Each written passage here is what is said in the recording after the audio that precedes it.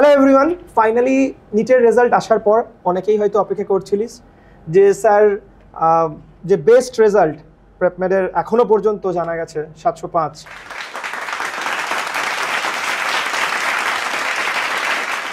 সেই রেজাল্টের সাথে একটা ইন্টারভিউ দেখতে চাই। তো আজকে আমি স্টুডিওতে এই জন্য ডেকে নিয়েছি পুরঞ্জয়কে।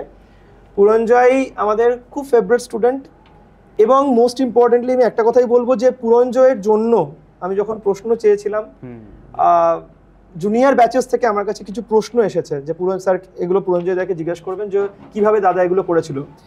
তার প্রথম প্রশ্ন পুরঞ্জয় আমি তোকে জিজ্ঞেস করবো, এটা তোর ভাই বোনেরা জানতে চেয়েছে যে তুই এই যে সবসময় মোটিভেটেড থাকতিস বা কেরিয়ার অপশন যে তোর মেডিকেল বা তোকে যে ডাক্তার হতে হবে তার মানে ইন্সপিরেশন বা তুই কি ভাবতিস এভরিডেতে যার ভিত্তিতে তুই ভেবে নিলি যে না আমি ইঞ্জিনিয়ারিং করব না বা আমি অন্য কোনো কেরিয়ার অপশন করব না, কারণ এস্টাবলিশমেন্ট তো যে কোনো জায়গাতেই হতে পারে।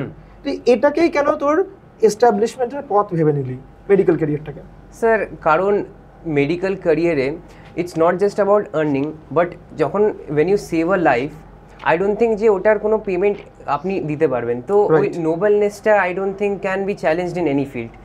রাইট, তাই জন্য that is very attractive to me. Okay, so জীবন বাঁচাতে পারবি এই যে ব্যাপারটা, এটা খুব একটা আচ্ছা একটা প্রশ্ন, এটা ওদের না এটা আমার প্রশ্ন, যে তুই এক্সাম হওয়ার পরে যখন যেদিন তোর এক্সাম হলো সেদিনে পর থেকে আমি যতবারই আমি জিজ্ঞেস করলাম যে পুরঞ্জয় কত স্কোর হচ্ছে, আমাকে বললো না পুরঞ্জয় এখন দার্জিলিং এ ঘুরতে গেছে। তো আমার একটাই প্রশ্ন তোকে যে তুই মানে এক্সামের পরেই তুই কি বুঝে গেছিলিস যে তুই এত ভালো স্কোর করবি? না, আমরা ভেবেছিলাম যে তুই খুব ভালো স্কোর করবি, সেটা আমাদের একদম আমরা ফুললি কনফিডেন্ট ছিলাম, বাট তুই তো কিছু না জানিয়েই দার্জিলিং চলে গেলি। তো আমি এটাই জানতে চাইছি যে আরে তুই কি ফুললি কনফিডেন্ট ছিলিস? হ্যাঁ স্যার কারণ আমি যখন আগে টেস্টও দিতাম আমাদের এখানে, তো ওইগুলোতে আমার খুব ডিসেন্ট স্কোর আসতো। So even before the exam আমি জানতাম যে I would score a very decent mark and তো ফ্যামিলির সাথে আগেই প্ল্যানিং হয়ে গেছিলো, আপনাদের বলতে ভুলে গেছিলাম। বাট হ্যাঁ, তো কনফিডেন্সটা ছিল even before the exam and after the exam. So basically তুই কনফিডেন্ট ছিলিস, ওই জন্যই তুই হচ্ছে কার সাথে ঘুরতে গেছিলিস? পার্সোনাল কোয়েশ্চেন না, তবুও জিজ্ঞেস করছি। স্যার ফ্যামিলি, ভাই বোনদের সাথে, মা বাবা। Very very good, very good.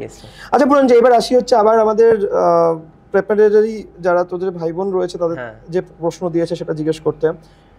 তুই ফার্স্ট অ্যাটেম্পটে যে এত ভালো স্কোর করলি, অনেকেই আছে যাদের জন্য তুই ইন্সপিরেশন, যে তারাও চাই ফার্স্ট অ্যাটেম্পটে নিটটা ক্র্যাক করতে, মানে বোর্ডের সাথে সাথে। তুই আমাকে বল যে তুই কি জিনিস এমন ফলো করেছিলিস যেটা তোকে হেল্প করেছে যে ফার্স্ট অ্যাটেম্পটে নিট ক্র্যাক করতে? ওকে স্যার, তো আমি আপনার বোর্ড আর নিট একসাথে করেছি, ঠিক আছে?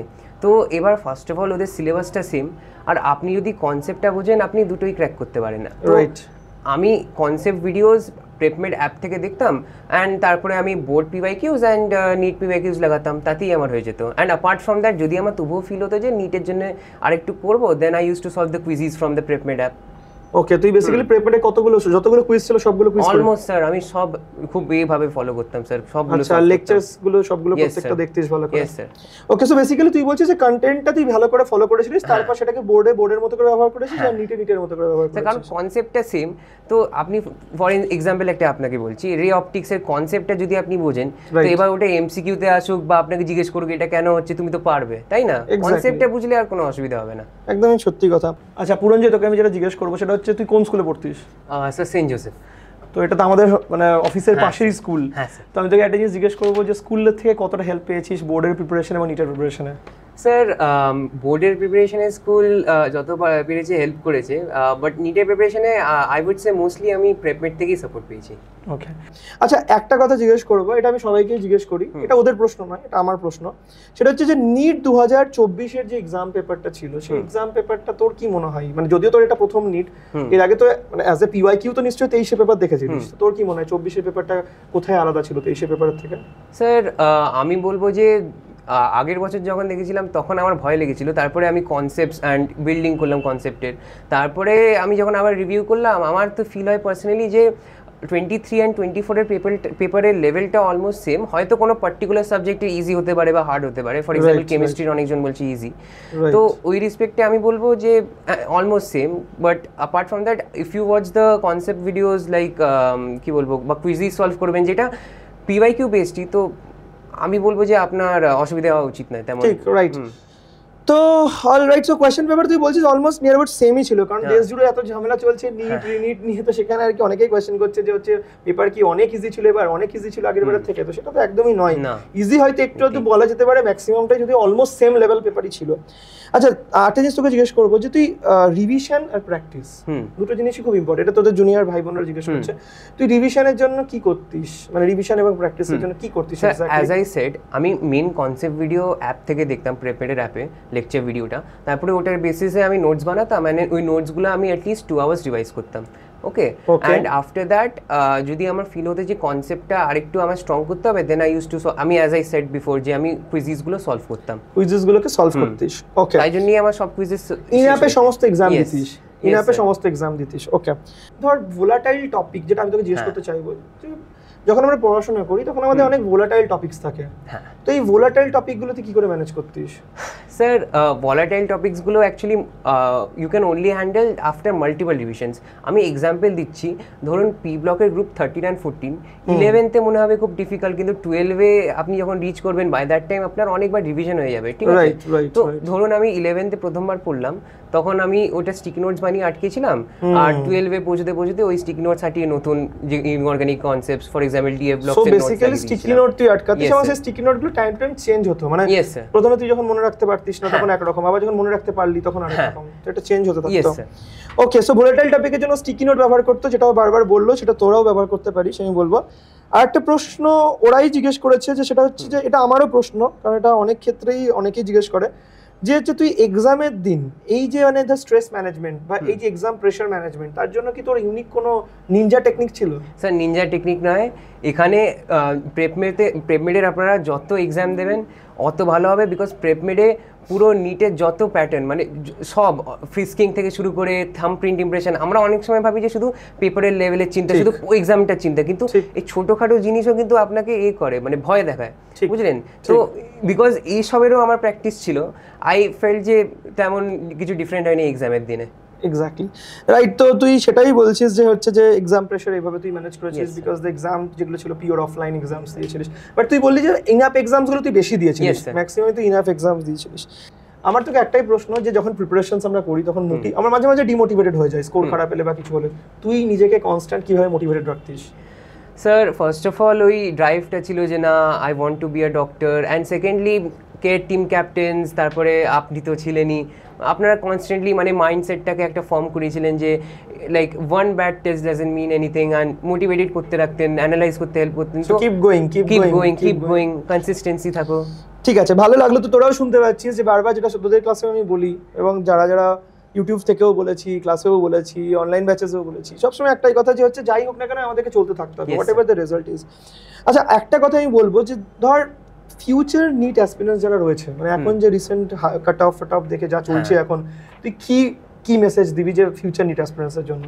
আমি বলবো যে এইসব থেকে তোমরা ভয় পেও না, teachers are with you, and you just keep on studying, that is the only thing you can do. একদম অ্যাবসলিউটলি তাই, মানে এরকম ভাবার কিছু নেই। এটা আমারও মনে হয় যে এবছর যেটা ঘটেছে, একসাথে যখন এত নেগেটিভিটি স্প্রেড হচ্ছে, লাইক দ্য রেজাল্টে গ্রেস মার্কস করে এলো অ্যান্ড অল, তো সেখান থেকে সবার ডেফিনেটলি আমরা আশা করতে পারি এত কিছুর পর নেক্সট বছর যখন এক্সাম হবে, 1000 বার ভেবে দেখবে যারা এক্সাম কন্ডাক্ট করবে, যে করলে একটা আনফেয়ার এক্সাম কন্ডাক্ট করলে কি হতে পারে। তাই জন্য যারা নেক্সট ইয়ার প্রিপেয়ার করছে, সেটা আমার দিক থেকেও মেসেজ, যেমন পুরঞ্জয় বললো, তা আমার দিক থেকেও ইকুয়ালি একই সেম মেসেজ আমি বলবো, যে তোরা কিন্তু এরকম ভাবিস না যে নেক্সট বছর যে এই একই ব্যাপার হবে বা একই কিছু হবে, ঠিক আছে? ফেথ রাখ কমপ্লিটলি। আচ্ছা পুরঞ্জয়, তোকে আমি আর একটা কোয়েশ্চেন জিজ্ঞেস করবো, যে যখন তুই ধর প্রিপেয়ার করছিলিস, অনেক সময় দেখেছি যে এই 2 বছর মানে 11-12 মধ্যে কখনো না কখনো আমাদের সাথে কিছুটা খারাপ ঘটনা ঘটে যায়। তোর ক্ষেত্রেও কিরকম কিছু ঘটেছিল, মানে কোনো স্পেশাল ইনসিডেন্ট বা কোনো ধর একটা স্পেশাল সিচুয়েশন বা স্পেশাল একটা এক্সপিরিয়েন্স কিছু হয়েছিল যেটা তোর মনে হচ্ছিল? হ্যাঁ স্যার, বাই দ্য টাইম আমি 11th এর মাঝখানে পৌঁছে গেছিলাম, আই ফেল্ট লাইক পারহ্যাপস আমার সায়েন্স নেওয়াটা উচিত হয়নি, কারণ আমি ক্লাস 10-এর কম্পারিজনে অত কোপ আপ করতে পারছিলাম না। স্যার, ওটা আমি আফটার ওয়াচিং কনসেপ্ট ভিডিওস যেগুলো আপনারা বানাতেন, ঠিক আছে, আর কোয়েশ্চেন সলভিং করতে করতে, রেলিভেন্ট কোয়েশ্চেন সলভিং করতে করতে ওভারকাম করলাম sir. Okay, so question solving করতে করতে, সো যারা তোর মতো অনেকেই রয়েছে যারা 11টা খারাপ হয়ে গেছে, তো তাদের জন্য নিশ্চয়ই এই মেসেজটাই তুই দিবি, যে 12-এ উঠে গেলেও তুমি 11-এর টপিকগুলো আবার পড়া শুরু করো, ভিডিওস দেখো, কন্টেন্ট গুলো ভালো করে গ্র্যাব করো এন্ড এমসিকিউজ করো। Sir definitely sir, definitely MCQ করতে হবে। আচ্ছা, আর লাস্ট একটা অদ্ভুত প্রশ্ন তোকে আমি করবো, কারণ সিচুয়েশনটাই এমন, প্রশ্নটা করা উচিত আমার। সেটা হচ্ছে যে এখন চারিদিকে যে এত কিছুর পরে গ্রেস মার্কস, পেপার লিক, এসবের পরে একটা কথা উঠছে যে রিনিট হতে পারে, আর রিনিট হতে পারে বা রিইভ্যালুয়েশন অফ দ্য রেজাল্ট হতে পারে। তুই কোনটার ফেভারে এই দুটোর মধ্যে?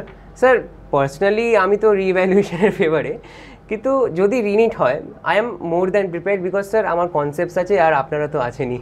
Definitely always be there. আমি সবাইকেই বলবো যে যদি ইনকেস রিনিট হয় সেক্ষেত্রে কিন্তু যতগুলো বাচ্চা আমাদের সাথে কানেক্টেড ছিলিস, যতজন আছেন, 1000 জন 2000 জন, যতজন হোক না কেন, প্রত্যেককে আমি একটা কথাই বলবো যে রিনিট যদি হয় তার জন্য যদি স্পেশাল কোনো প্রিপারেশনস করাতে হয় সেটা কিন্তু আমরা তোদেরকে করাবো, সেটা নিয়ে কোনো চিন্তা করার কিছু নেই। আর জাস্ট একটা কথা জিজ্ঞেস করবো লাস্ট, যদি ধর রিনিটটা অপশনাল রিনিট আর ম্যান্ডেটরি রিনিট যদি দুটো হয় তাহলে কোনটাকে তুই ফেভার করবি? স্যার আমি তো আবার পার্সোনালি রিভ্যালুয়েশন করবো বা আমার করবো, মানে রিনিট যেটা অপশনাল হবে ওটা অপ্ট করবো। কারণ স্যার যারা সত্যি খেটেছে তারা ওই কি বলবো একবার দিয়ে তাদের মানে if you are starting a matter finish হয়ে গেছে না, সেই আবার নতুন করে রিভাইজ করা, আবার নতুন করে, সেটা সম্ভব না। I completely understand. আমি যখন ইউটিউবে ভিডিও করছিলাম অনেক যারা ভালো স্কোর করেছে সবাই বলছে রিইভ্যালুয়েশন, তারা কিন্তু কেউই রিনিট চাইছে না, সবারই রিইভ্যালুয়েশন চাইছে। এবং যদি রিনিট হয় তারা রিনিট দিক দ্বারা হচ্ছে স্কোর ইমপ্রুভ করতে হবে, যারা স্কোর অলরেডি ইমপ্রুভড আছে তারা কেন রিনিট দেবে? তো এরকমই একটা বক্তব্য। পশ্চিমবঙ্গে স্পেশালি স্যার আমরা তো কিছুই হয়নি স্যার, আমাদের তো কিছুই হয়নি, পেপার লিক হয়নি, এরকমই আমরা ভাবছি। ঠিক আছে, যদি সেটাও হয়ে থাকে তো দ্যাটস ইট। আমার মনে হয় যে পুরো তার মানে র্যাঙ্কের ইনফ্লেশন যেটা আমরা ভাবছিলাম সেটা হয়তো অন্য স্টেটের জন্যই হয়েছে। মানে আদারওয়াইজ যদি শুধু ওয়েস্ট বেঙ্গলের র্যাঙ্ক দেখলে হয়তো আগের বছরের মতোই দেখা যাবে, যদি হতেও পারে, মানে এটা হওয়ার চান্সই ম্যাক্সিমাম, কারণ এখনো পর্যন্ত আমরা স্টেট র্যাঙ্ক পাইনি। তো দেখা যাক কি হয়। তো এটাই বলবো Puranjoy, thank you so much এই সুন্দর সুন্দর টেলসগুলো শেয়ার করার জন্য। আর যারা পুরঞ্জয়কে প্রশ্ন দিয়েছিলিস প্রত্যেকটা প্রশ্ন আমি জিজ্ঞেস করে নিয়েছি। আরও যদি কিছু জিজ্ঞেস করার থাকে কমেন্টে জিজ্ঞেস কর, পুরঞ্জয় নিশ্চয়ই তোদের উত্তর করবে। আর আবার একটা পরে কখনো নতুন কোনো র্যাঙ্কারের সাথে ইন্টারভিউ আপলোড হবে, বাট বাই দিস টাইম যেহেতু রিনিট ইস্যুটা এবং রিইভ্যালুয়েশন ইস্যুটা খুব স্ট্রংলি চলছে, তাই খুব বেশি আমি ভিডিও করতে পারছি না, বাট খুব জলদি আরও কিছু ইন্টারভিউজ তোদের জন্য নিয়ে আসবো। আজকে এখানে ফিনিশ করলাম, টাটা। ক্র্যাক কর বা ঠিকানা এরকম